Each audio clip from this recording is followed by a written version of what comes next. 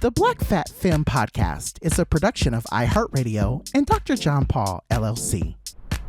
Hey everyone, welcome to another episode of the award-winning Black Fat Femme Podcast, where all the intersections of identity are celebrated. I'm one of your hosts, John, also known as Dr. John Paul. And by the time you hear this, I will have a fresh blended oat milk pumpkin spice frap in my hand from the coffee bean. So let me tell you, babies, so the one thing the coffee bean, they didn't get right, not the mochis, but was it the boba? They tried the boba. It was terrible. But what I will tell you that they do well, the one thing that they got the girls on is the pumpkin spice. They do it down. It's just, it signals regal. It's giving demure. It's giving cutesy. It's giving all of the things that we would want from a pumpkin spice frap. But what I will also say is that I'm just so excited and happy that we are finally getting a breeze. I went to take my trash out yesterday, and I walked to the trash and I looked around and I said, "Bitch, is that a breeze?" It feels nice outside. Can I finally sit in my rocking chair? And then I just sat there for a minute and I was like, "Summer breeze, make me feel fine, floating in the jasmines in my mind." Yes, God, that's a look down at my phone and it says 62 this morning. I said, "Oh, honey, we done made it through the summertime. We done made it. But how are you, Booski?" Oh my God. First of all, I'm sorry. Did you say pumpkin spice? Yes, Is it that time it yet? is. Bitch, I don't believe it because these summer days are hot. The SoCal summer is getting the bitch down. I'm like, oh my God, it's so warm outside. And I almost feel like if I get a pumpkin spice drink tomorrow, I'm gonna be like, no, this is not real. I'm in the Matrix because it can't be this hot while I'm drinking this fall drink. Yeah. But one of my friends yesterday, I saw her post about getting her cold foam pumpkin cold brew from They Who Must Not Be Named, and while I was judging her for getting the drink from They Who Must Not Be Named, I also was like, oh my God, Yeah. pumpkin cold brew does sound so bomb right now. I am just so. Well, I'm so good. And I will say to your point about the weather, the night times feel good. The night times feel good. The daytimes don't. It's still hot. It gets you because the early mornings it says 62, and then by 12 p.m. it says 87. Yeah. And you're like, how does that happen? Yeah. And then at nighttime it's like 67 again. You're like, girl, what? But that's neither here nor there, Right. fam. It is Jordan or Joho, your head wrap hitter today because it is early this AM, y'all. But I will say I am energized. I can't believe I'm saying this on the air. I am energized after hearing Kamala's speech last night at the DNC. Now I know. I talk about how critical I am of her, and I am. I will be. But I must say that I vibed with her speech last night at the DNC. Also, talk about her sister. I had no know that she had a sister.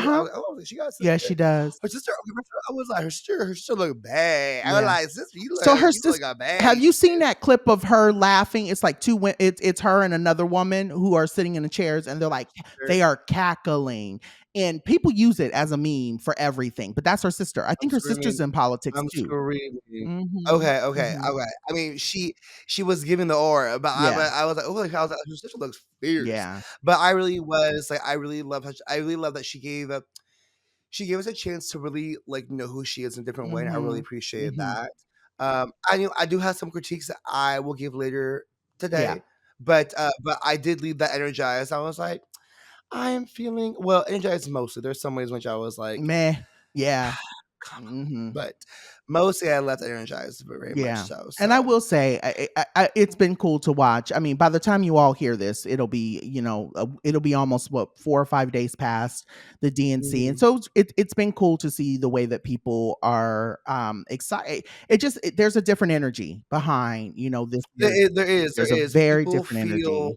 People feel hope, which is a powerful thing. Like whether I do or not is different, but like people do feel hope. People feel excited for what could happen, and that is really amazing because literally 33 days ago, people did not feel hope. People were like, "This is going to be hopeless." Not at all. And now on day 33, since Biden dropped out, people are feeling good. So, and I'm here for that. I'm here Yeah. for that. But Yeah. anywho, y'all. All right. So what I'm always to remind you that we know guac is extra.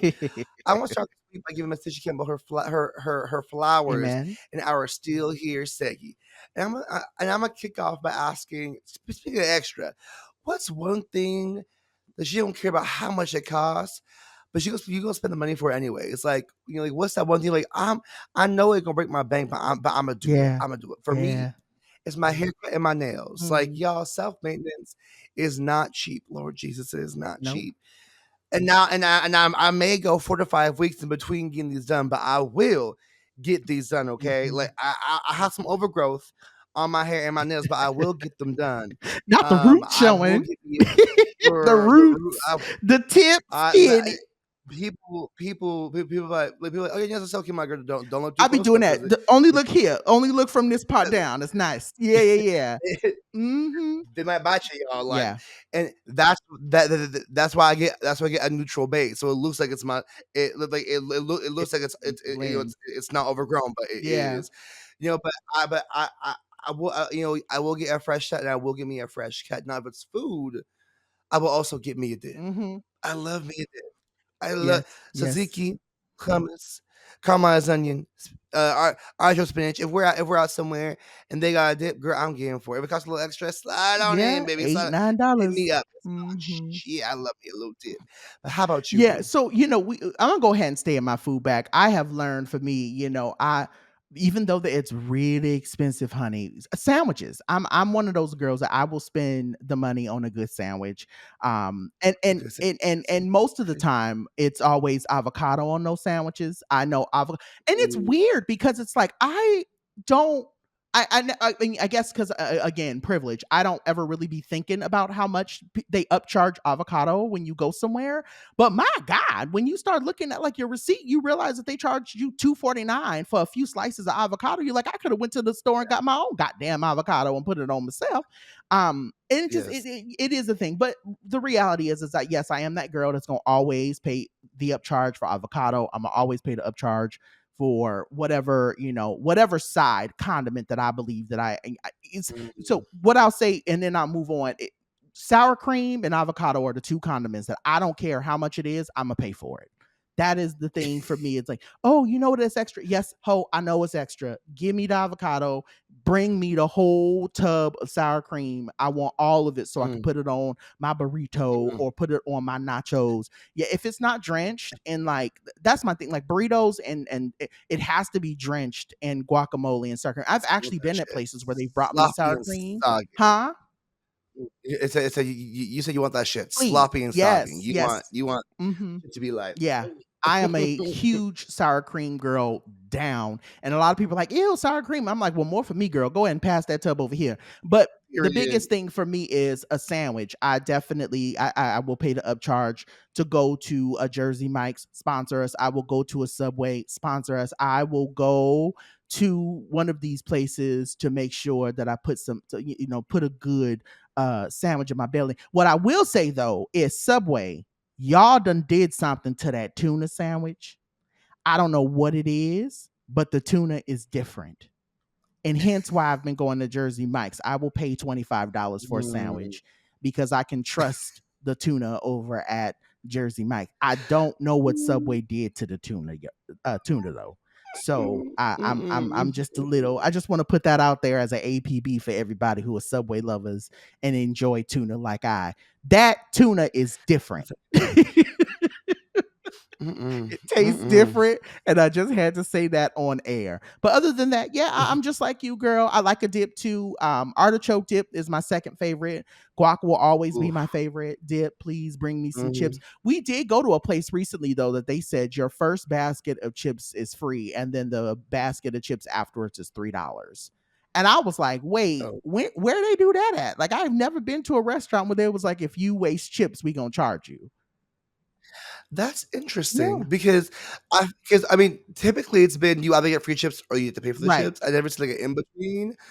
But I always I'm like if I go to a place and they don't give me a free chip, why am I even here? Like why am I here?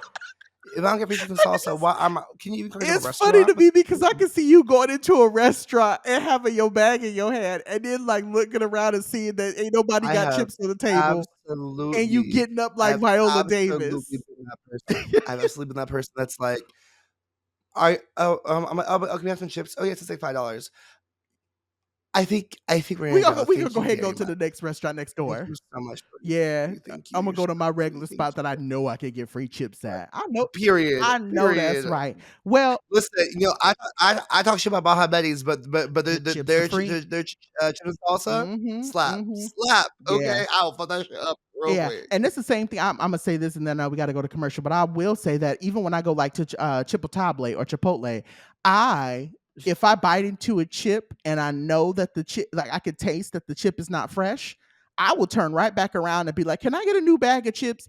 Because y'all charge what was it $3 or $4 for a bag of chips? True, And it true.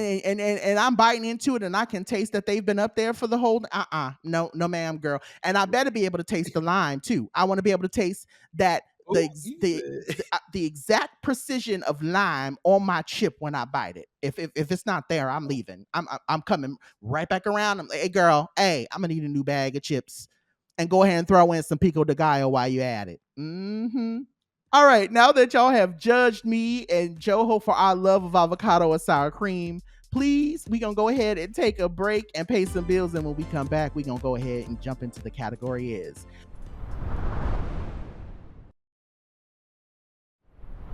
All right. So this week, Joho and I were having a conversation. We were going back and forth via text, like we always do when we was talking about things. And we brought up something that I don't think we've ever really kind of gotten into on the show. We've touched on it, but I think that we've never really like dived into it. And so we said this week, we were like, you know what, with all the talks around, everything that's happening around politics and all of the stuff that we're seeing online about, what's happening over, and over in Palestine and all the stuff that's happening over in Africa, all of the things that are happening over there. Um, we wanted to go ahead and get into a conversation that really just kind of stems from a lot of the stuff that we're seeing, but also too, I had saw a tweet that someone had put, and I think their name is Ariel. I think it's Levi. I'm not sure, but I just want to make sure I'm trying to say their name. They had Mhm. noted in their tweet, they said, "I am a writer, not an activist. My job is to analyze things, to take them through and examine them." And I was like, wow, that's exactly how I've been feeling Mm, the last couple of months.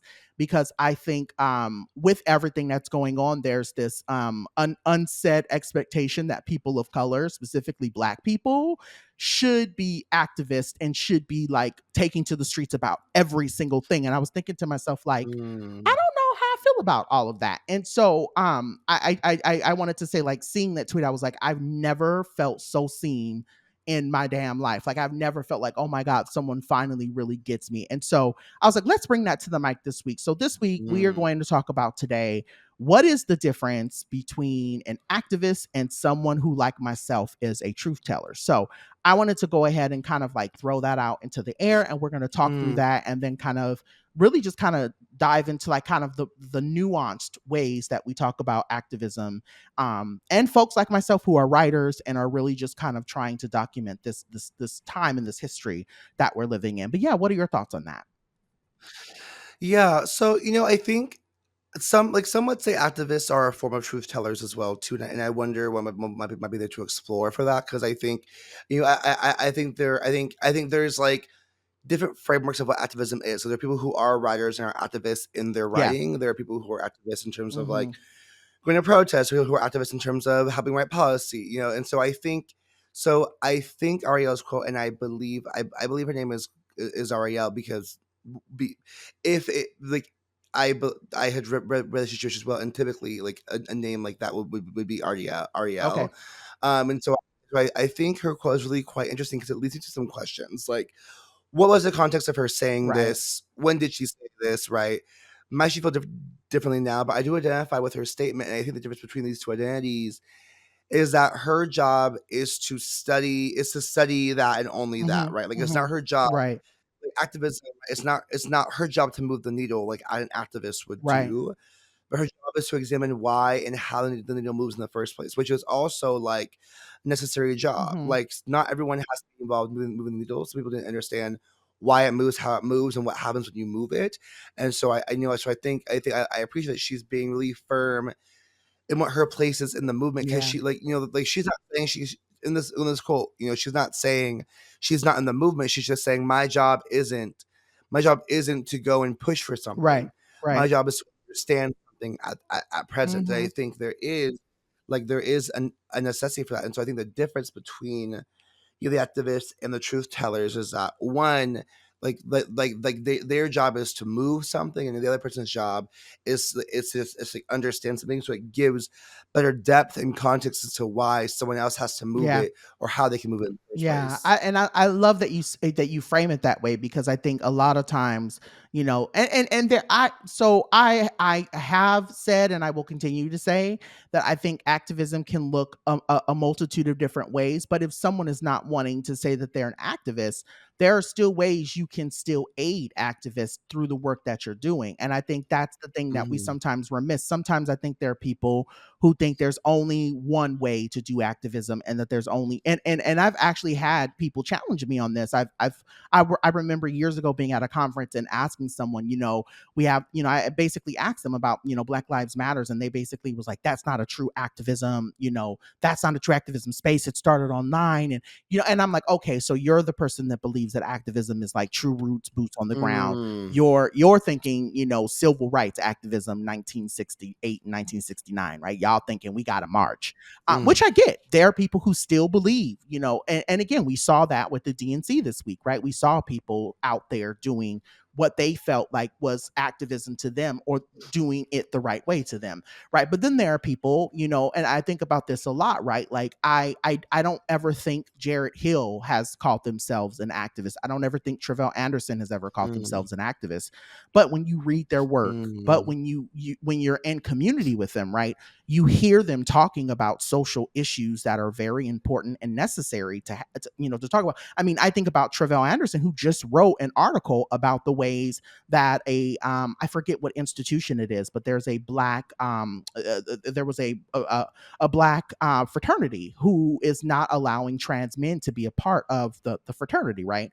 And so Travell wrote a Mm. whole article about that. And so even though that's not considered activist work, they're still bringing up an issue that is going to impact a lot of people. And I think that's the thing we Mm. oftentimes get wrong about the work, right? Is that you can't live in it because you're not quote unquote doing it, right? And so this is something that I think about a lot, because I have mentioned it in past ways and different things. I believe truly that because we are black, because we are fat, because we are femme, because we're outwardly queer, and I like to say that because I think that there are a lot of girls who'll say, "Oh, I'm queer," but they're only queer when it's convenient. No shade. I'm just saying. There's Mm.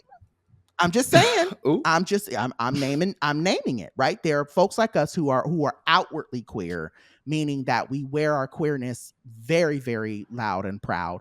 And there's a risk. I'm not saying that it's not a risk, right? And that no one, but the reality is when you wear your queerness outwardly, there's a risk that comes with that makes it inherently Mm. political, right?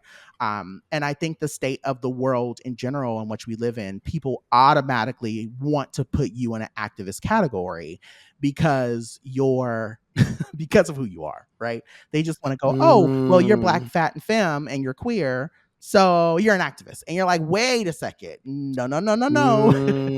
Mm. that ain't me. And I know people who have said nah, girl, just because I'm trans, just because I'm black, just because I'm black and trans doesn't necessarily make me an activist. And I think they have the whole right Mm. to feel that way. So I guess that begs the question: is it wrong for someone with our intersections with the platform to not want to be an activist or engage in activist type doings? Okay. Oof. I love this question. I also, as you were saying, that made me think about it made me think about people who talk about pushing the gay agenda, Mhm. right? Like people are like, oh, I hate the gay agenda, the trans agenda, and I'm like, first of all, like, you are so sweet to think that we are as organized as Hello, as it like bitch. we're Say just that. trying to fight for our rights, girl. We Amen. actually don't have. we don't have the energy, time, or resources to be this organized to push a gay agenda or the trans agenda. Like, but also, but also, let's think it's like just as existing, people are like, oh, like you must be an activist, and it's like, girl, I am literally just trying to prove that I should live like everybody else should. I actually no, I'm not an activist. I'm just trying to make sure I'm living. Like, and to the point where sometimes I'm like, I don't see how fighting for my rights for basic human decency actually makes me an activist. Like, Right. If I say trans folks they inherently deserve access to equitable health care, everyone's like, you're an activist. I'm like, no, trans folks just deserve equitable access to health care. Like, that actually isn't that revolutionary. No, It's it's literally not. just like it's basic. Mhm. Like, it's a basic.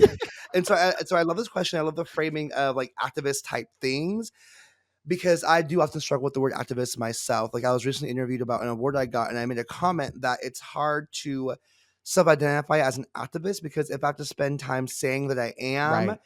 then am I spending time being an activist or doing the work, right? Like, if I have to keep saying an activist, like I think it's one of the things, if you have to keep announcing yourself as XYZ, Right. are you actually XYZ then? Mhm. You know, and you know, and I think there can be a difference between like owning who you are and like just keep on saying it. Mhm.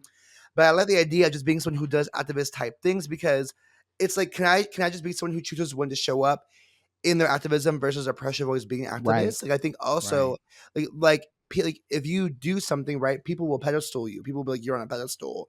And I don't want that. Like, I don't want people to expect things of me. Like, girl, I'm here to do my job that I say I'm gonna do. And You do my and job. and that's it. Like, and then and the thing is, like, it's like I I don't think it's wrong for people like us with platforms to not want to ID as an activist.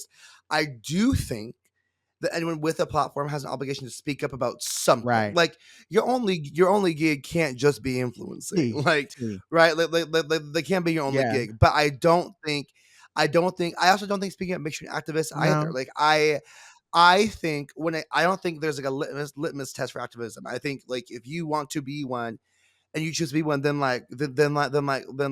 girls say you are and call it a good day. But back it up with the work, right? Don't just keep Mhm. saying it and not doing Mhm. the work, Mhm. right? But I also think, like, like e- even being a writer, like, there's a period of time where I would say like that I was a writer and activist. Like, I think I would have said that when I was younger. Like, my writing was my activism. Right. Right. But I think also, in version to your question, I also wonder, like, can we always choose neutrality? Does it become Yeah. dangerous to do so, right? That's the Yeah. question we have right now: is neutrality, is it dangerous or not? Mhm. Some people think it is. Some people are like, is it? I don't know. And so I also wonder, like, in the framework of activism, the work that we do, Mm. like, and I would also say, also, like separate, like, can you separate neutrality and, like, how I said this, like, this is like a rough I draft thought, but I'm like, can we following you. I'm following separate you. Go ahead, girl. can we separate let her cook, let her Let it cook. cook. Let it Can we cook. set can we separate the idea of, like, neutrality and discernment? Like, I think Mm. people sometimes, like, some people, like we have to have discernment in how we show up in places and Right. spaces, discernment in what we say. And I think people sometimes confuse that as being neutrality, especially when it comes to being public. Like, just because you may not publicly be doing XYZ does not Right. mean that you aren't doing Right. XYZ in the spaces where it matters. And so people are like, oh, this person's being neutral, and it's dangerous. And because I agree that neutrality can be dangerous depending on the The context, but context is also, always an important like piece. Yes. the context is always important. Yes. But separate the idea that having discernment of how you show up and when you show up is neutrality, because it's not. Like, there are people who are doing the work behind the Yep. scenes that are not that aren't posting about it constantly. And I think we're at a time, right? Where if you aren't posting about it, people are judging you and think that you aren't that Correct. you aren't that you Correct. aren't in the movement or doing the work. And it's like, actually, girl, that is like, some people, they truly cannot do that. Yeah. Like, if you want people to martyr themselves, right, then, like, they actually can't do the work more, because they aren't going to be in the position to do the work that you want them to do, Mhm. that they can't do because you have bullied them out of this space because they're not public enough for you or That something. is so And real. so I think, So real. I think we really need to be mindful of that. But I'll just say, I know I don't think it's wrong for someone to. I think it's wrong I think expectations as my coach Nicole Navarez. I met with her yesterday for a session, and she encouraged me. Because I told her that I referenced her last week, and she was like, next time you reference me, feel free to name drop. I said, okay, girl, work. I will. So Nicole Navarez, my coach, who's amazing.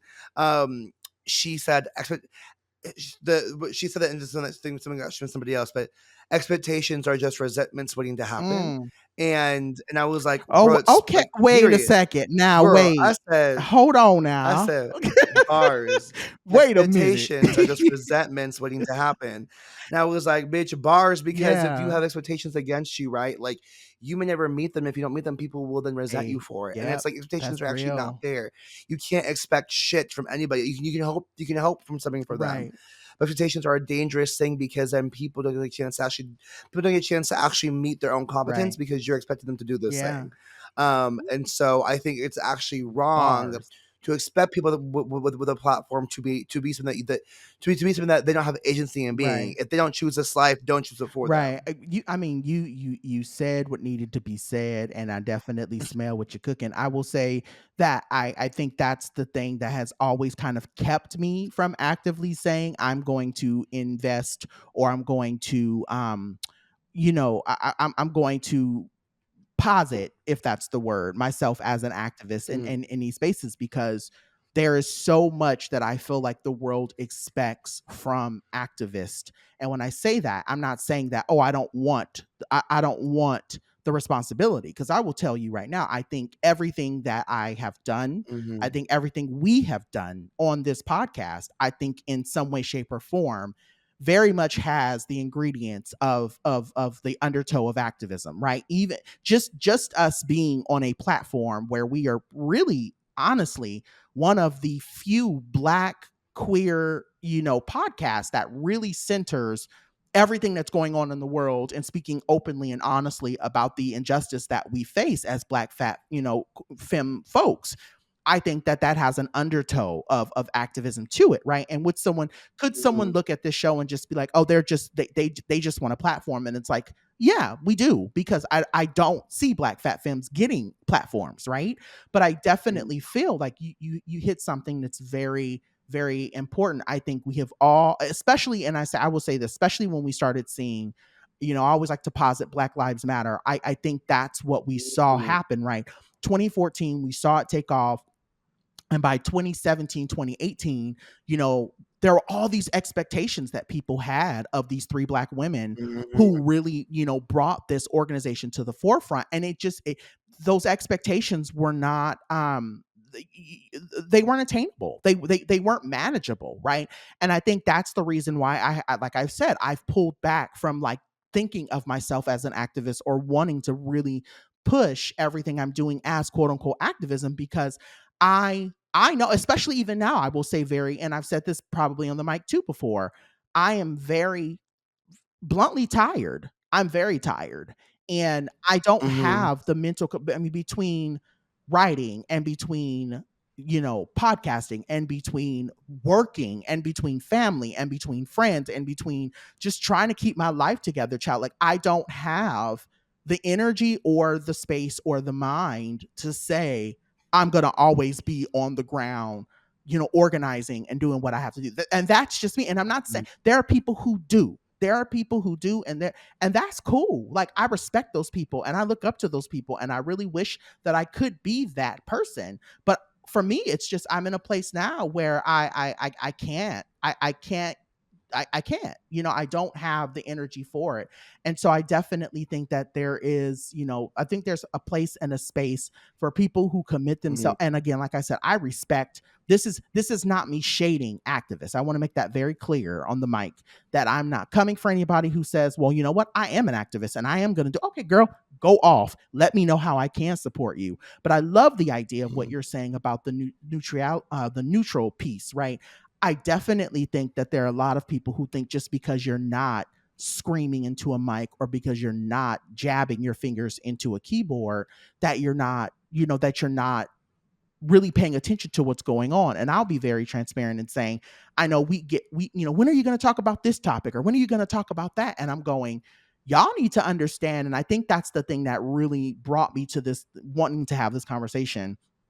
I want to say on the mic, y'all need to understand that y'all keep expecting, specifically marginalized people, what I want to say black fat femmes, y'all are expecting them to put their livelihoods on the line for y'all to be able to say, okay, we rock with them. And I don't think that's fair. Mm. I felt that a lot in these last couple of months, because I'll tell you right now, Mm. if there were certain things, not even just on the mic, if there were certain things that I spoke out about, even outside of what we see happening, and that about the thing that we see and we know, and we all know what I'm dancing around, right? Even if I spoke out outside of that, right?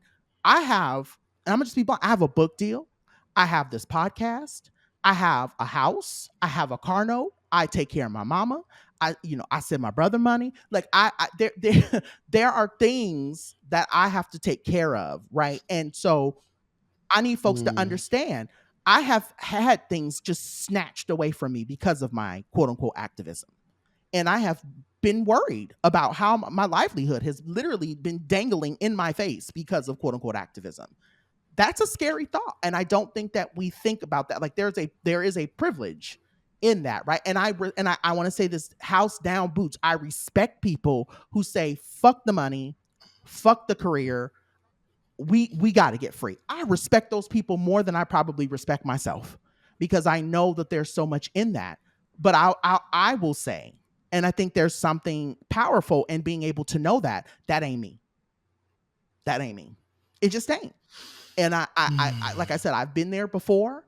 I don't ever want to go back there again. I have been literally scared for my own livelihood because I took a stance on something and it literally snatched my livelihood away from me. And I can't do it again. And so what I can do is I can support. I send money where I need to send money. The friends that I know who are on the ground doing the work, I send them money. I send them resources. Hell, there are people that are written into grants. There are grants that I work on that I have intentionally written certain ways to make sure that I can help support different causes and different people. But the reality is that if you really want me, quote unquote, speaking on that, or you really want me going up about it, I can't do it. I can't. And I Mm. think that's fair. I don't know what your thoughts are, but yeah, I think I'm sure we've gone way out into left field, but go on. Yeah. Mm-hmm. Ooh, John, I thought this is a time where I'm about to say something that I actually may regret in the future or not. Mm-hmm. I don't know, because okay. It's not that I regret it, it's that I know that people are gonna hear this. People are gonna hear this in the way that they want to hear Right. it, and not in the way that I'm speaking it. And I'm like, if this is the thing that cancels me, bitch, then like, okay, I can roll with this.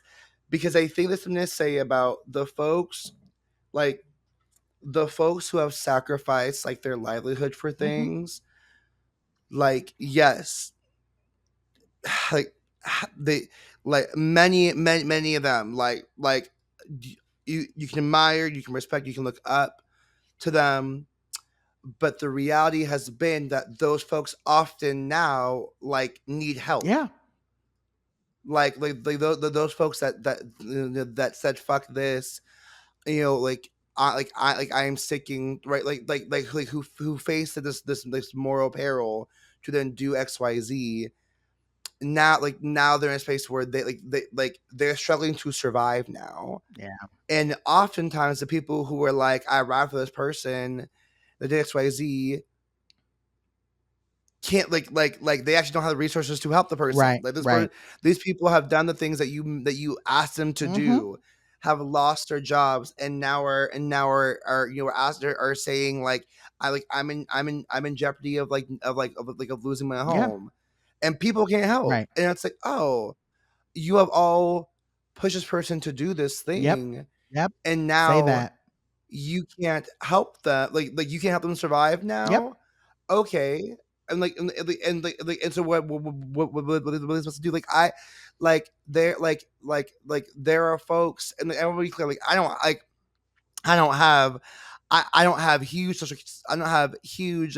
social capital, like this at all. Like, but there are some times in which I do, and so like I have a friend who had spoken up about, and this was like years ago, like during not years ago, but like within the past 5 years during like George Floyd murder and like Mhm. and the BLM stuff, and they had spoken up in ways that had really rubbed people the wrong way, so like they had lost their job, and I had Mm. and I had on 3 occasions was like, I'm gonna connect you with so and so and so and so and so to find a new opportunity, and each time those folks were like, you have all the skills we need, but you are quote unquote too dangerous for us, Mm. like too dangerous Mhm. for us, like to hire, right? Which isn't right. I'm really clear. Like, I'm not saying this is Right, right, y'all. right, I'm not right, saying this is good. This is my point of where I want people to hear me what I'm saying and not hear me a different way. right. Like, I'm don't misconstrue my words. I don't think it's right.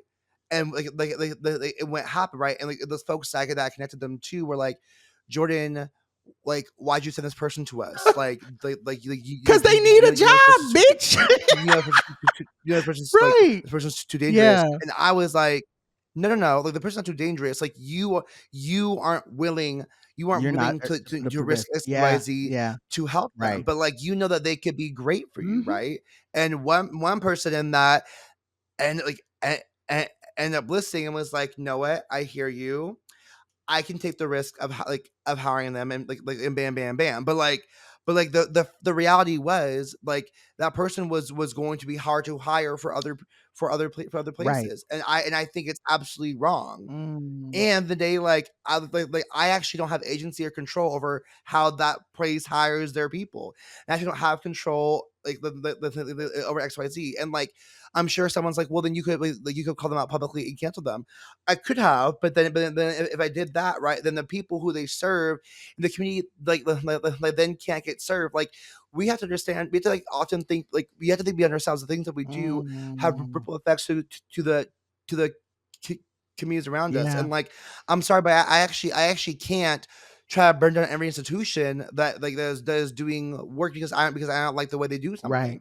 Because Right. in the day, there are people, very real people who have very real needs that then won't get served, and then they're gonna have less access to the resources that they Yeah. need. And so I'm saying this to a sense of we like I think I want to challenge you when you said you respect the people more than you respect yourself, because I don't think it's wrong to like say I won't be bullied into being unhoused. I won't be bullied like into not having resources. I won't be like we see how our government treats folks who don't have Right. resources. Right.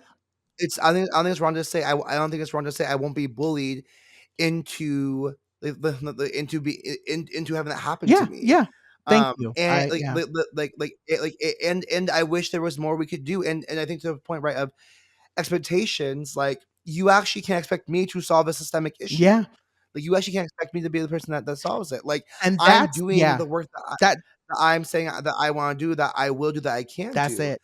But you can't be mad at me Mhm. when the other people who said the work don't pick up the That's slack. it. And to your point earlier, you can't expect marginalized people to pick up the slack all the That's time. it. Actually, bitch, I am Yeah. tired. Actually, I am. I have picked up the slack XYZ times, and I'm tired of this Yeah. shit now. Yeah. Like I actually would love someone else to pick up the slack instead. Like, and if I burn myself out, I can't do more work for Mhm. others. And I know people are gonna hear this and be like, oh, like this means That means you're someone's gonna hear complicit. this and be No. like, Yeah.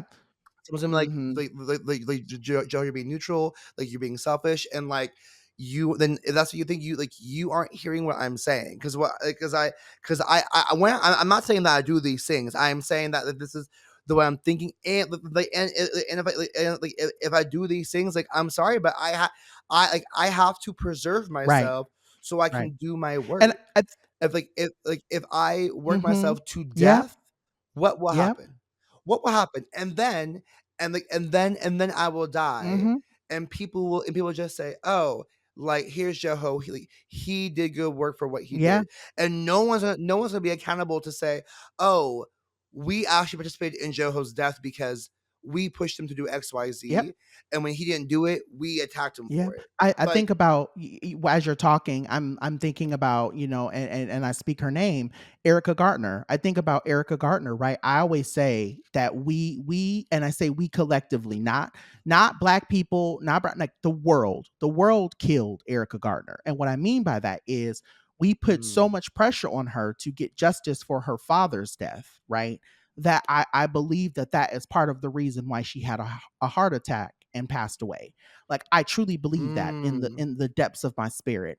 And I think about, to your point, I mm, think there's a fine line between what you're talking about, and this is why I'm like, yes, Joho, go off, girl, go off, because I think there's a fine line between someone saying, "Oh, that doesn't affect me, so I don't want nothing to do with that," right? There's a fine there, and there are people who have said that about everything that's happening in this world, right? mhm, Well, that doesn't mhm, impact me, so I don't care, right? That has nothing to do with me. I'm going to live my life. I'm going to enjoy the things that I mhm, have, right? mhm.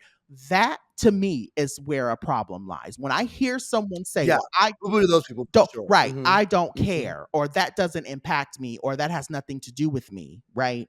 That's a different conversation.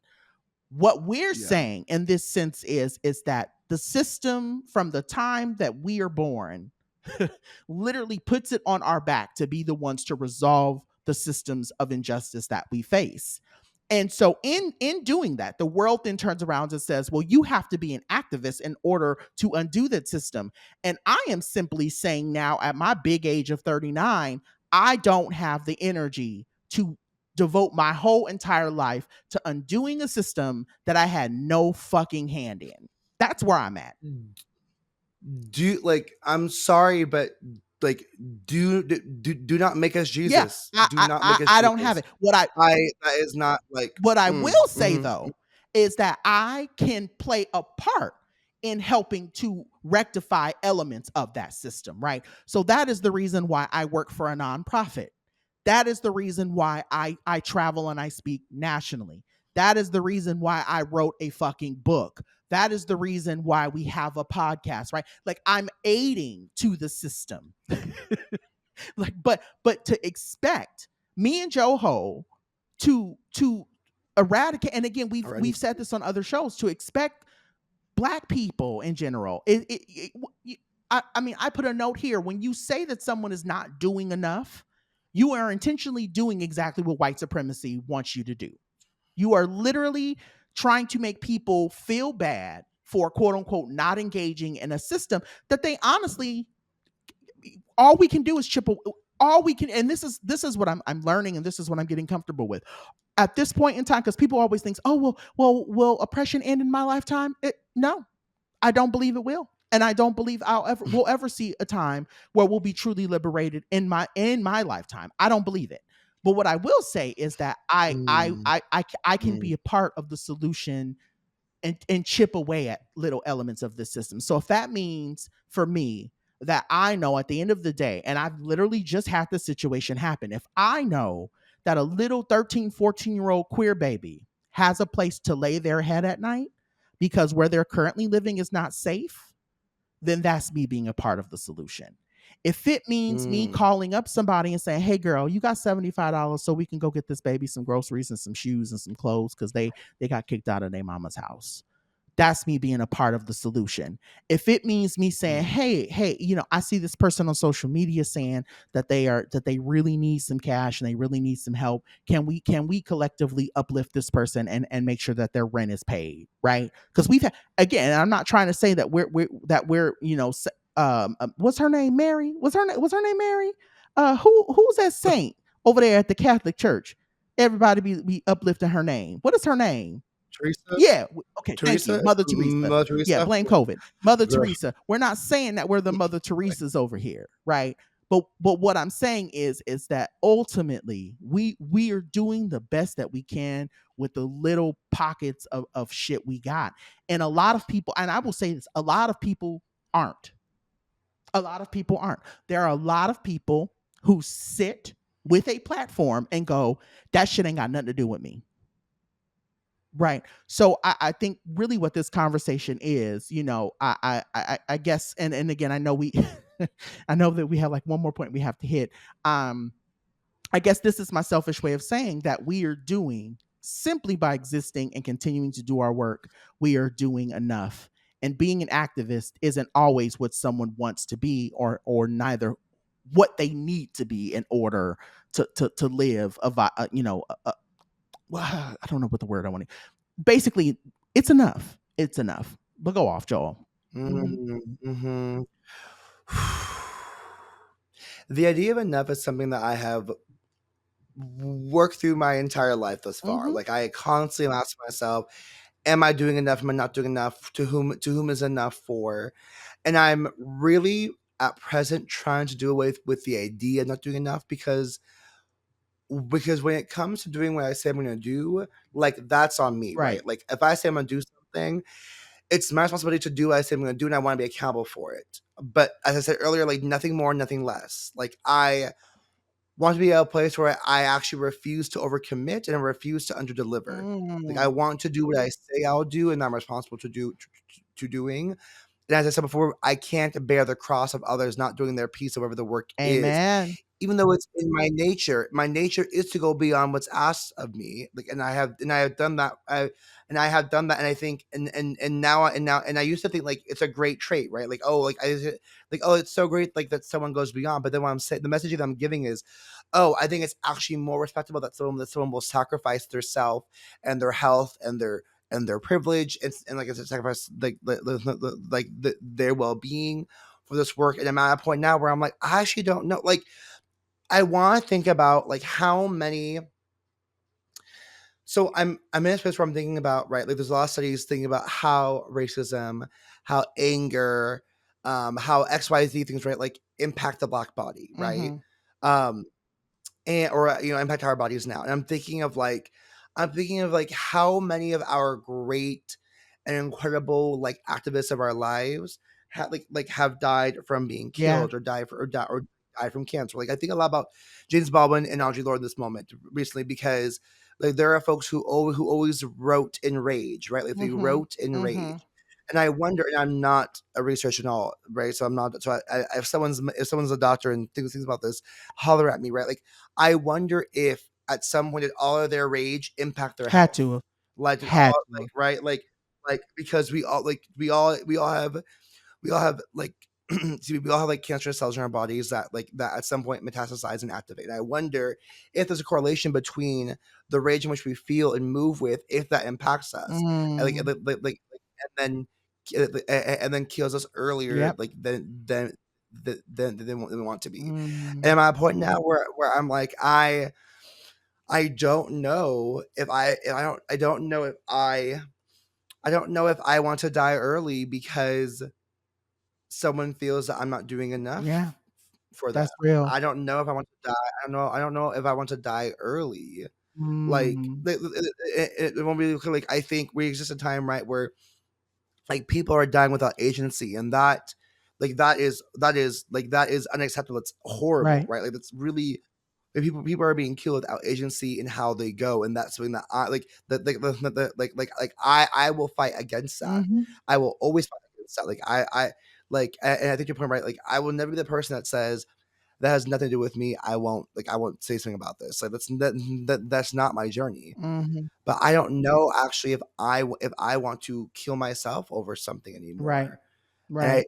I don't know, and I don't know if that's bad or good, right? Like I'm truly struggling with that in process at present in the moment of my That's life. Like fair. I don't, but like I'm 29 years old, right? And I'm thinking like, can I fight the fight the way I fought the fight for the next 40 years and feel like I'm in good health or Yeah. no? And like and I don't know, but I know that I don't want to feel enraged all the time, right? Mm. Like I wonder what it might be like I think a lot about James Baldwin's quote of like to be black in America is to be in a State consistent of state of rage. rage, and Yep. the rage is at the indifference around us, right? The rage is that the difference that he calls criminal and devastating, right? And like I want to fight indifference. I want to fight indifference, but I don't know if I want to do it through a lens of rage. Mm, 'Cause I don't know if the rage is actually going to serve me. mm, Right? mm. Like if because if I stay enraged at others, how can I change them? Yeah. If I'm enraged at them, then they're raging at me. If I maybe approach like through a lens of love, and I mean love in the most radical way, right? Like if I approach through a lens of love, can I embrace them and say we actually can be better together? We actually Mhm. don't have to exist in opposition. We can exist in connection to each other, Mm. right? Like if I shift how I want to operate and move, I have a different outcome than what's happened before me. Because let's be clear, the roadmaps and blueprints in front of us are are people who do amazing work who have died early because of it. Yep. And Yep. Say that. I truthfully don't know if I want that for myself. Mm. Mm. Mm. So yeah, so I'm struggling with that. I feel like I wish I could leave this on like a good note, and I feel, but I feel like this conversation is unfinished, but I also feel like there's so much more to talk about that I appreciate, and I know, and I think that's good for us to have more to talk about. I know you and I talk about at some point having someone who identifies as an activist on Yes. the show as Yes. well. Mhm. More, so I want to put a pin now and say we We will will. pick this back We up. will. We will. Um, so that being said, y'all, we gotta take a quick break while I go ball my eyes out in the bathroom, and when Yeah. I come back eyed, we'll get back in with how you healing more in just a bit.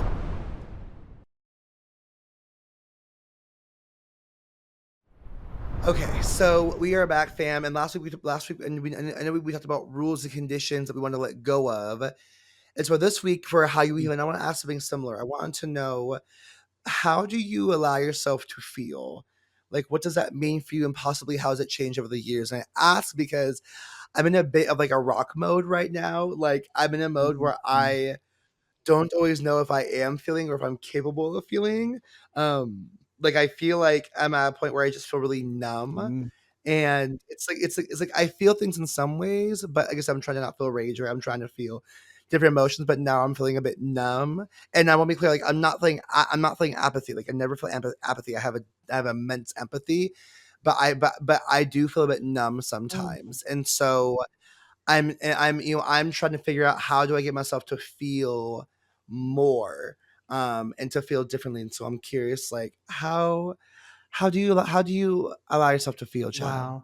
Wow. Well, I do want to say I know that we kind of left the last segment with a lot of feels, and so this is a great question. I think I do want to say I Mhm. appreciate just how openly you spoke about the notion of I don't want this work to basically unalive me. Like I don't want this work to take away my life. And I appreciate you saying that because I think so many of us who are black, fat, and femme, or live at the intersections in general, right?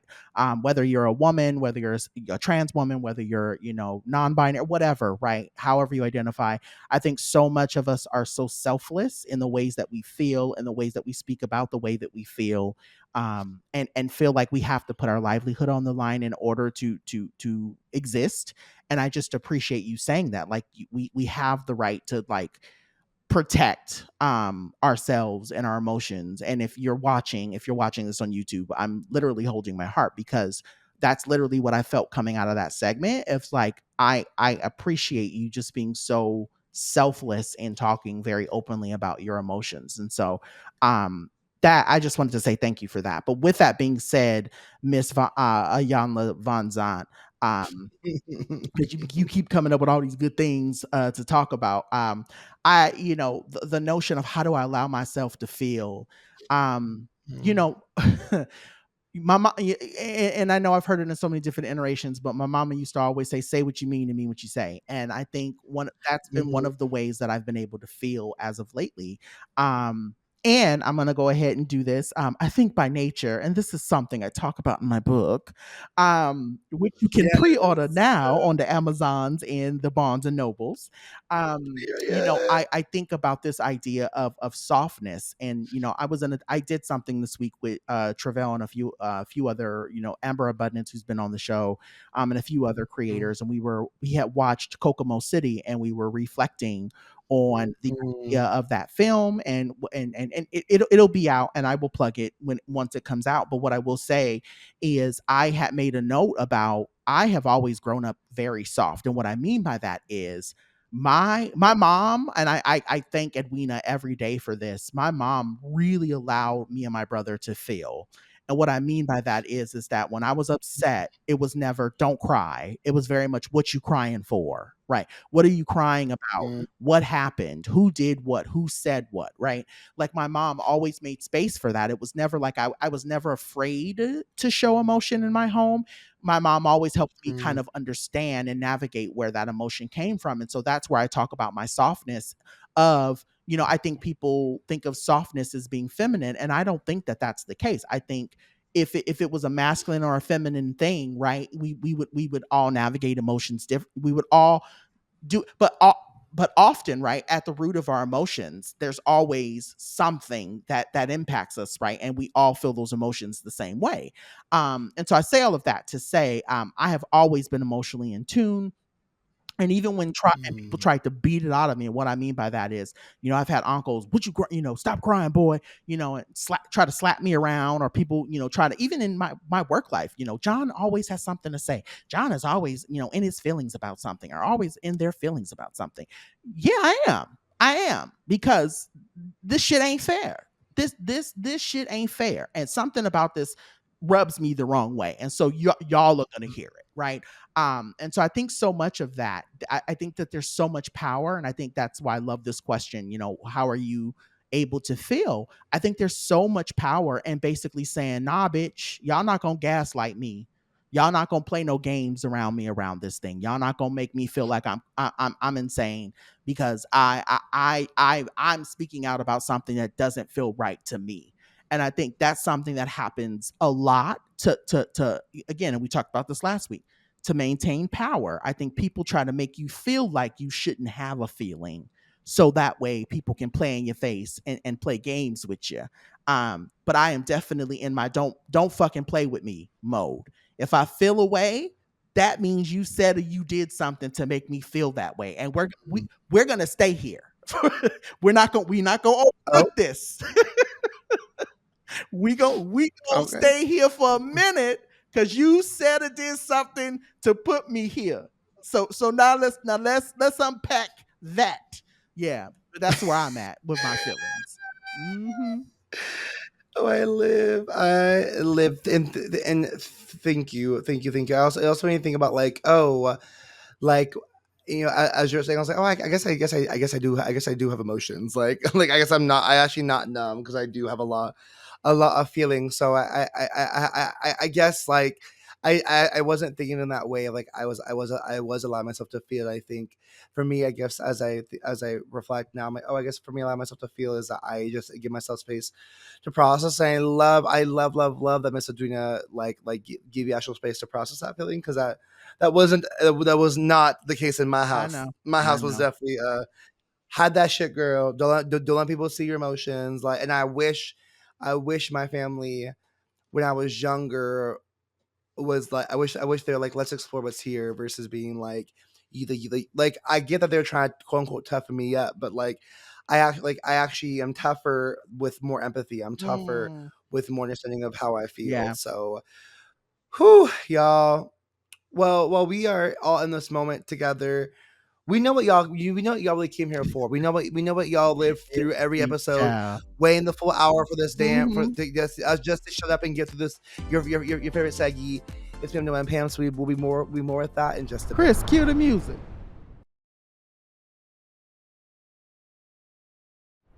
All right, y'all. So this week we're gonna jump into our yes ma'ams and our no ma'ams, and I will say mine's very easy this week. And I already know y'all can go ahead and try to throw tomatoes or pies at me if you want, because all I'm gonna do is pick them up and eat them anyway.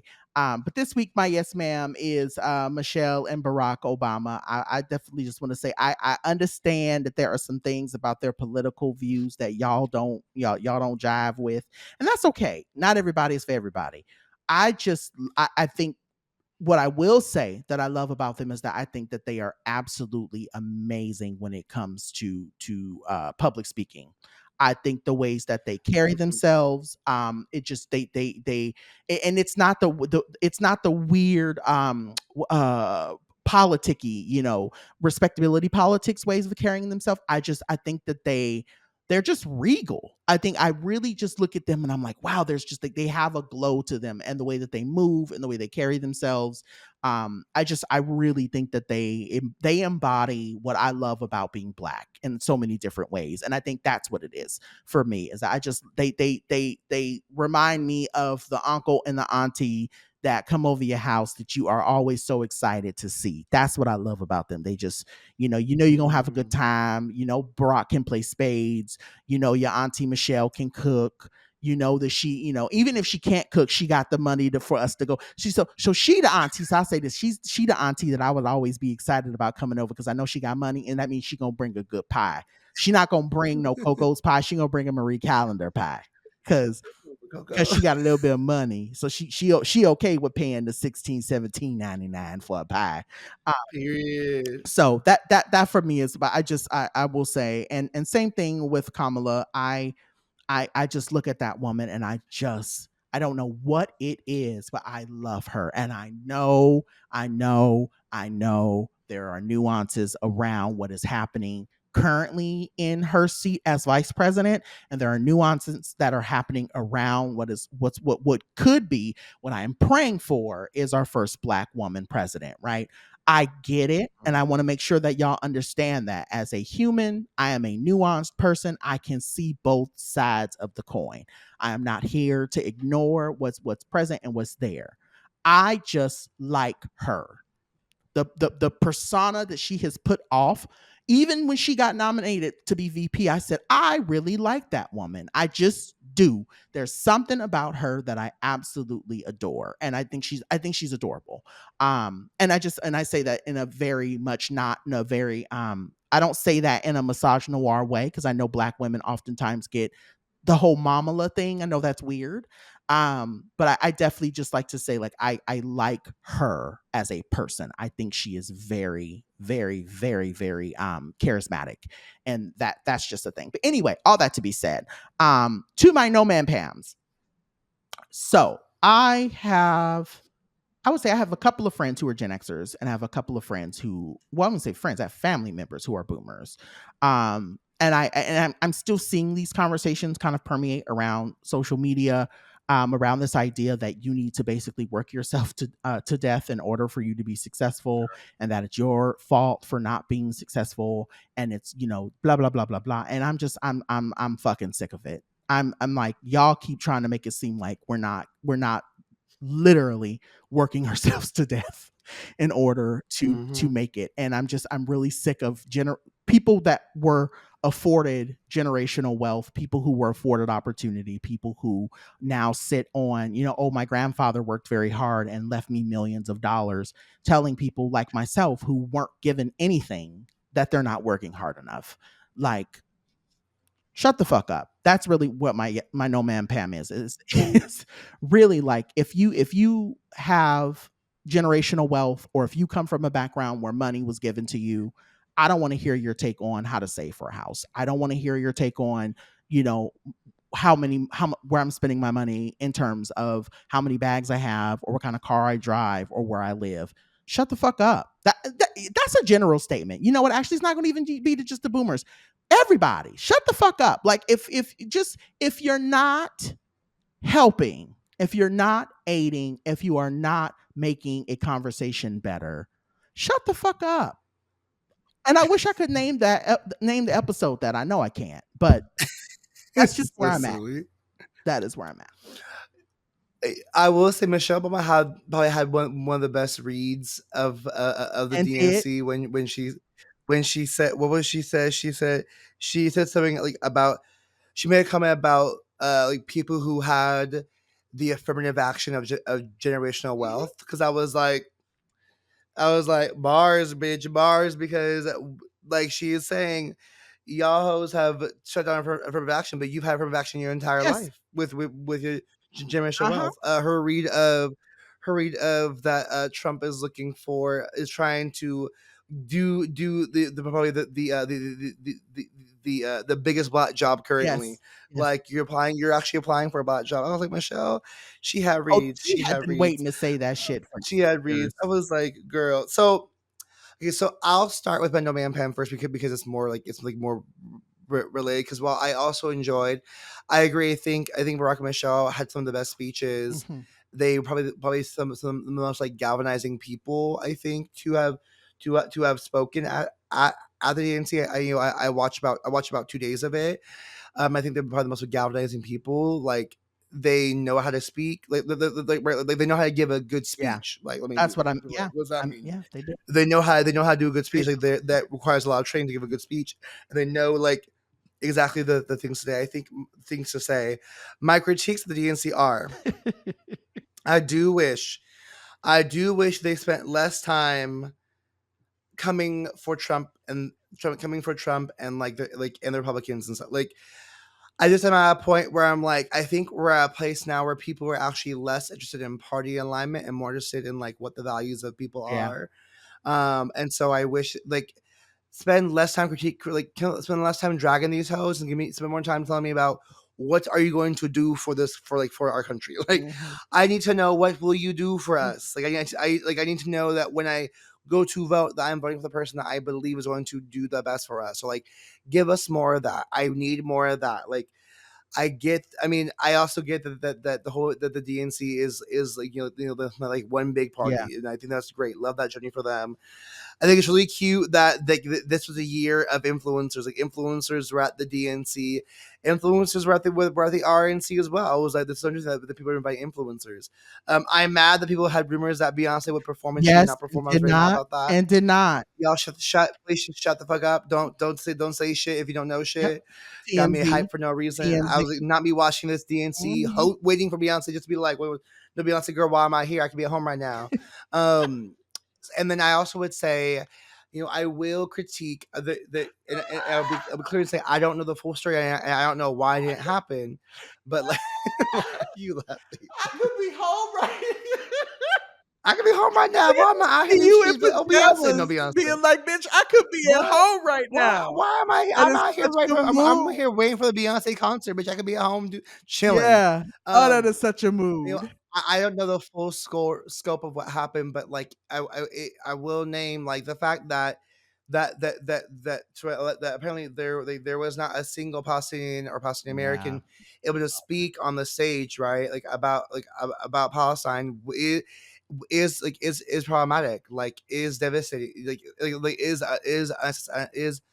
unacceptable. And I wish I will say to Kamala's in her speech, she had mentioned she said, I think her words were that what's happening in Gaza is devastating, and I wish she had said what's happening in Gaza is unacceptable. I like she came in talking about Israel and what's it and something that happened to them, but didn't say that what's happening in Gaza is unacceptable. She just said it's devastating. Mm. I'm like, no, like we actually need to say it's unacceptable. Like people should not be being killed like by the hundreds and thousands. Like people the hundreds and the thousands, not hundred thousands. I want to be clear. Don't anyone come for me and say during like the numbers are wrong by the hundreds and the Mhm. thousands. Mhm. Like that should be unacceptable, not just devastating. So I wish that happened. I wish there was more space given to Palestinian folks. Like at the end of the day, no matter where you are on the spectrum of of your politics, at the end of the day, I believe that we should all believe that like Palestinian voices need to be heard. Mhm. I'll also give a No Man Pam controversial, controversial as fuck.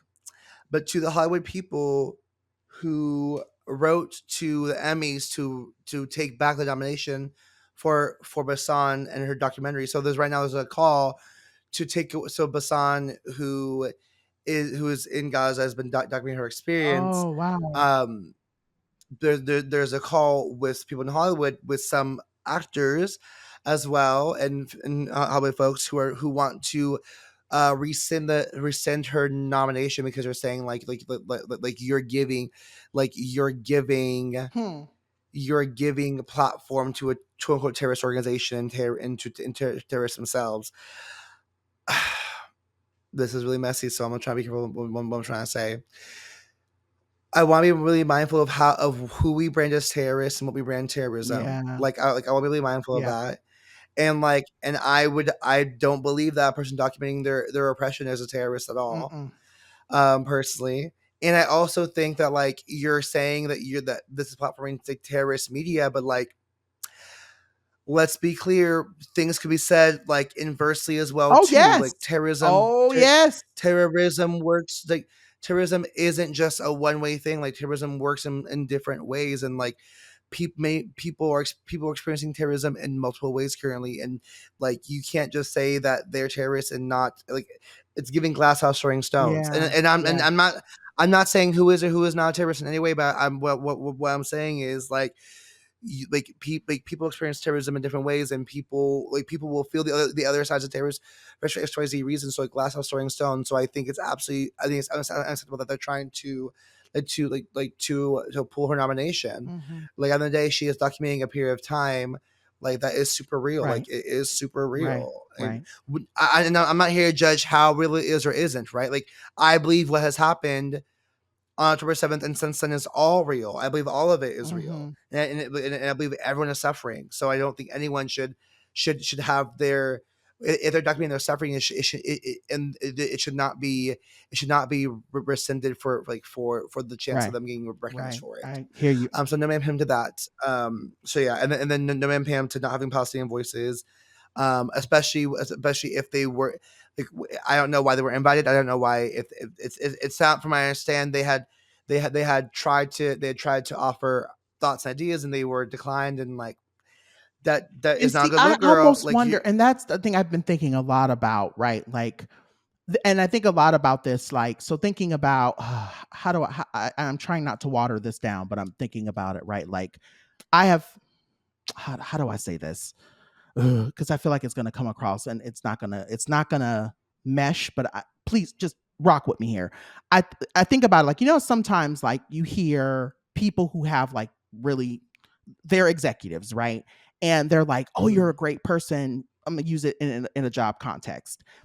They, like, there's this executive, and there's like 4 or 5 people on a hiring team, and they get your resume, and those 4 or 5 people are like, "No, we're not going to hire this person." But that executive doesn't know that person who applied, and they're saying, "Why didn't?" And then one day, down the line, they meet that person, and it's like, "Oh yeah, I applied for the job, and I have all the qualifications." And they're like, "Why? Well, then why didn't you get hired?" And it's kind of like, well, those 4 or 5 people didn't see, it for me.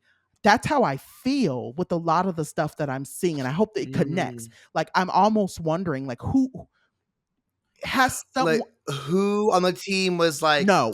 no, Yeah. girl. I like Yeah. yeah Who yeah. on Who her on the team? team? Yeah, Because and wondering, and again, I'm not trying to make excuses because for this woman. I'm just. I mean, because you're because most likely she wasn't involved in that. Most likely she didn't So yeah, know. I always wonder, Most likely I'm she always is like, like, who is it in mm, her team that is who is either saying stuff to make stuff not happen, or is doing stuff to make stuff not happen? I don't know. I don't know. I know it's messy. that's fair. I mean, because So, that's how chief of staff works, uh-huh. right?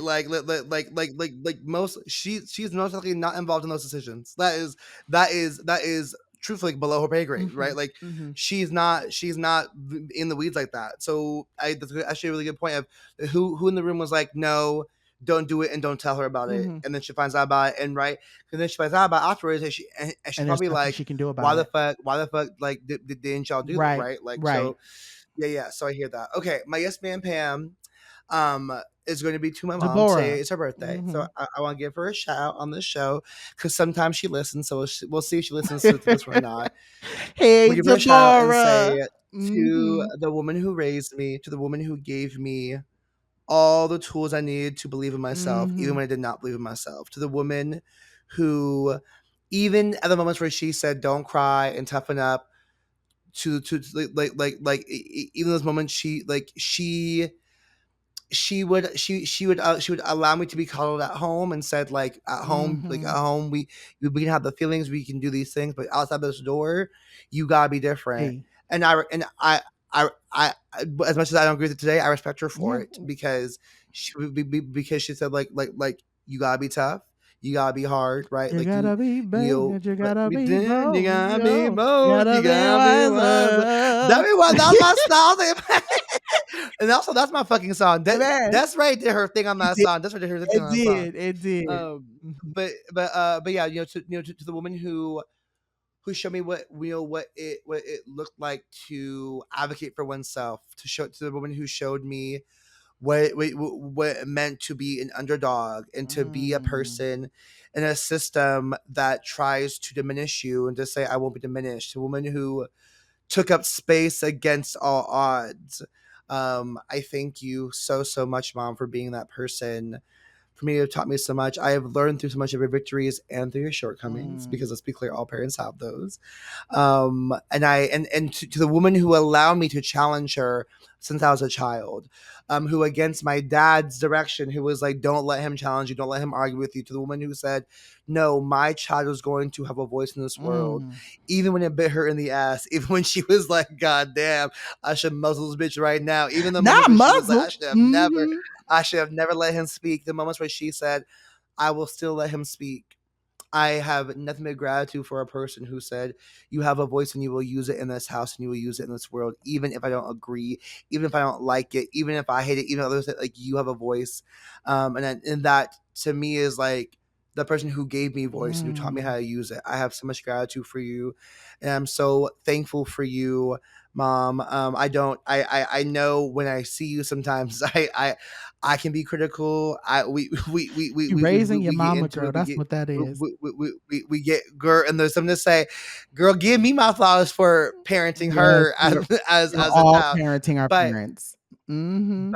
as a woman who in my upbringing did what needed to be done without a roadmap, to also a girl who was first generation in a time where immigration is never easy, but first generation in a time where immigration is still newer in the country, and having to be translated for her parents, having to learn a language herself, having to be the in between for everyone around her, while also being like different from her own family as well too. I would never understand what I don't know what it means to be the child of an immigrant themselves, right? I'm second generation, so I have the respect for her, and knowing that she had to be different, Mhm. and they had, while her parents assimilated and her parents said you have to grow up early and do these things, right? She gave me understanding, she gave me context, and I appreciate her so much. And I love you, Mom, for being the person who has made me me. Um, thank you for birthing me. Thank you for carrying me. Thank you for risking it as well, because pregnancy isn't easy, and your doctors told you couldn't do it. You probably shouldn't do it, and you said I'm gonna do the risk anyway. So thank you for showing me what it looks like to also take risks and get rewarded for it. Thank you for being the person. Um, who showed me what was like to never give up on yourself or others. I love you so much, Mom. I really hope you hear this. If you don't hear this, I'll be so mad at you, girl. Because I'll be like, you said you listened to my podcast and you were not listening to your whole shout out, girl. You not listening Not to your whole shout out, my listening Leo, to my my award-winning child, honey. listen. Oh my award. To the woman who tells everybody how proud she is of me, and then will come to me and be like, "So why haven't you done this yet?" To the woman who like, Why girl, haven't you humble brought me me, sis. pieces of the moon Hum, yet? humble me, sis. Yes, Humble yes. me. Why are you not an But astronaut? also to the woman who has grown the most from when I first came out, to her not understanding it, to then see me win an award for being queer on stage and being so proud of Yeah, me. That is a moment that I don't take for granted, to have had my mom and my aunt there, and my dad made his memory be a blessing. I know he would have been there yep. too. Thank you, thank you, thank you. I love you so much. Happy birthday, my Leo Virgo cusp queen, who exemplifies all the toxic traits and all the best traits of those signs. I love you so much, my girl. And that is my yes man Pam for I today. wanna say happy Happy birthday to birthday. you. We love you, Deborah. Thank you so much for listening, and thank you so much for giving us Joho. The world would not be the same. My world would not be the same without my sister. So thank you so much for giving me the sister from another mister. All right, y'all. So we have gone a little bit long this week, but with that being said, we know y'all gonna listen anyway, so we love you for it.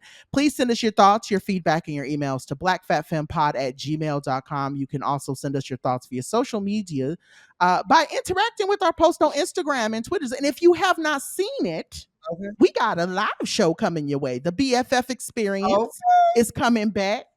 We back again, Back honey. Yes, again. we are going to be in San Diego on October 12th at the Diversionary Theater. Doors open at 6:30. Get your ticket at $15 online. It's gonna be 20 at the door. I'm letting y'all know now. I keep telling y'all because it's always it never fails. Y'all often like so. I'll tell you. I don't know about comp tickets. I don't know about hookups. I don't have them. I don't know about them. And often y'all like to come to us 2 or 3 days before the event. Oh, can we get some comp tickets? Baby, I'm telling you right now, the room is going the room is it's a cute size. And I say cute lovingly. It's intimate. It's Very intimate. So intimate. y'all want to get on Very this intimate space, quick. baby. So you get your tickets because from what I understand, I've already known about 15 to 20 people I know have already bought their tickets. So I'm telling you right now, Okay. go down to go down. So the way we're telling people to get the tickets because there's a whole bunch of hoops. Go to our Instagram, click the links. If you click the link, you'll see buy tickets here, buy your ticket there. They are only $15. So yeah, go ahead and do that. Diversionary Theater, October 12th. The BFF experience is back. All right, Queen Joho, tell the dolls where they can find you. My loves, of course, you can find me at Joho Downs across the socials at my website, jordandowns.com. And if not there, you can catch me hopscotching my way to all the pumpkin spice drinks around the region, bitch. My powers are returning. I am a fall girly. I am about to be in my Libra bag, and I cannot wait for it. You know, so I've learned that I too am a fall girly. Very much giving like yes, I will have a drink in one hand, a very long, unnecessarily long wrapped scarf around my neck, and I will be wearing browns with the boots and things. That is me. I'm very much a neutral tone girl around this time of the year. So I'm really, really excited for it. But anyway, right there with you, sis. You can visit me down to the website www.drjohnpaul.com. You can also go online, use my handle at Dr. John Paul everywhere. Buy my book. You can it is up for pre-sale. Please go ahead and head over. If you go to my website, this is the easiest way. I've been telling people go to my website. There is a link that says book. If you click on book, there's 5 or 6 different places you can actually go and buy the book wherever you prefer. I'm not going to tell people where they should buy the book. The thing is, just buy the book, honey. So with that being said, yes, please head down there and do that. Otherwise, you can find me outside frolicking in the leaves as I welcome fall in with open arms. You can also catch me yelling at my television because this season, okay, 2 things, and I know we got to get up out of here. 1, Love is Blind UK. I called every single marriage. So I just want to say that. I knew who was going to get married. I knew who wasn't. And I'm so proud of myself for that. So if you want to talk Love is Blind UK, I'm your girl. Come on down. I got thoughts. I will say that I appreciate this season of Love is Blind or this iteration. They got people who were mature enough to be in relationships. There was no whininess. They were really having real conversations, and I appreciate and I'm happy that the couples that didn't get married over things that weren't frivolous. Like they weren't getting married. Like one couple that didn't get married, they didn't see eye to eye on finances. Like he had one way of finances and she had one way, and he was like, this just ain't gonna work for me. But there's also a hint, and there was a hinting to me that he had his eye on another person that he met in the pod, and that's what I think happened. I think he's going after that person. Yeah. So anyway, all that to be said, Love is Blind UK, fantastic. And then also Big Brother. I feel like at this point they're just handing the show to Tucker. I'm sick of it. I'm over it. I'm mad at everybody. If y'all don't get that man up out of that house, y'all just gonna walk him that money. You might as well just give him the check for $750,000 because they literally are walking it down. But anyway, all that to be said, please, if you want to have those conversations with me, hit me online. Would love to chat it up with you. But all that to be said, that's our show, girl. We're gonna go ahead and give our thank yous. Thank you, Bay Wang, for handling all of the logistics and everything that comes with this show. Thank you, iHeartMedia, for keeping the show up and running. And with that, we want to shout out this week. We're going to go ahead and shout out Xavier Delow, who stepped in for Chris while Chris is on vacation. Chris, I know you do a lot of stuff, so please enjoy your vacation, honey. Get your time. Do what you got to do to get you to where you need to be, honey. Because I know I'm about to go get myself a massage after this. Because I'm at that place too. I need a moment to just breathe. Enjoy your break, honey. We love you. But with that being said, thank you for listening. See you next week. Stay black, fat, femme, and fabulous. And remember, it ain't what they call you, it's what you answer to. I love us for real. Bye. Bye.